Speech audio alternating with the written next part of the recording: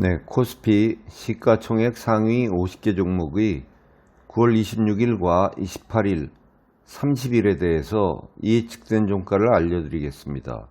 이번 주 상승 예측 종목은 현대모비스와 크래프톤, 넷마블과 고려아연이고요. 하락 예측 종목은 한국전력과 삼성생명입니다. LG전자는 9월 28일 94,000원보다 높을 것으로 예측이 됐고요. 현대모비스는 9월 30일 209,000원보다 높을 것으로 예측이 됐습니다. 한국전력은 9월 30일 19,350원보다 낮을 것으로 예측이 됐고요. 삼성생명은 9월 30일 63,600원보다 낮을 것으로 예측이 됐습니다. 크래프톤은 9월 30일 239,000원보다 높을 것으로 예측이 됐고요. 넷마블은 9월 30일 61,000원보다 높을 것으로 예측이 됐습니다. KTNG는 9월 26일 85,600원보다 높을 것으로 예측이 됐고요. 고려아연은 9월 30일 634,000원보다 높을 것으로 예측이 됐습니다.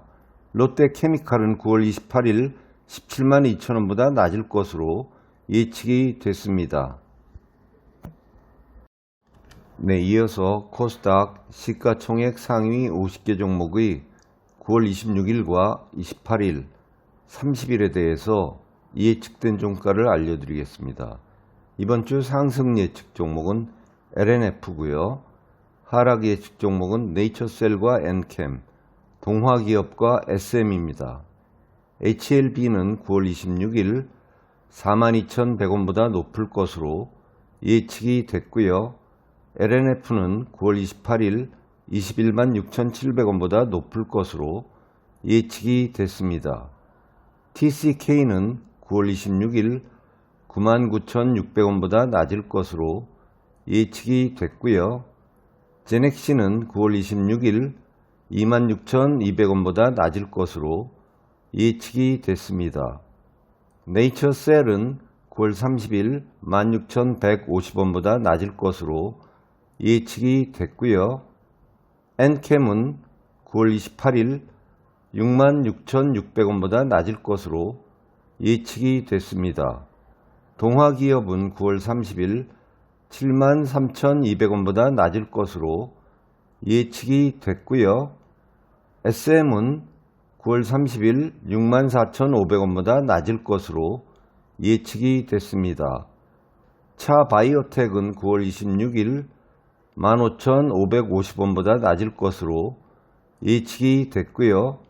레고캠바이오는 9월 26일 37,150원보다 낮을 것으로 예측이 됐습니다. 메디톡스는 9월 26일 117,100원보다 낮을 것으로 예측이 됐습니다. 다음으로 뉴욕 증시 시가총액 상위 50개 종목의 9월 26일과 28일, 30일에 대해서 예측된 종가를 알려드리겠습니다. 이번 주 뉴욕 증시는 전반적으로 약세일 것으로 예측이 됐습니다. 마이크로소프트는 9월 26일 238.95달러보다 낮을 것으로 예측이 됐고요. 메타 플랫폼스는 9월 26일 142.12달러보다 높을 것으로 예측이 됐습니다. 비자는 9월 28일 193.13달러보다 높을 것으로 예측이 됐고요. 유나이티드 헬스는 9월 26일 512.08달러보다 낮을 것으로 예측이 됐습니다. 프록터앤갬블은 9월 26일 135.73달러보다 높을 것으로 예측이 됐고요. 넷플릭스는 9월 26일 236.87달러보다 낮을 것으로 예측이 됐습니다. 애도비는 9월 26일 286.30달러보다 낮을 것으로 예측이 됐고요.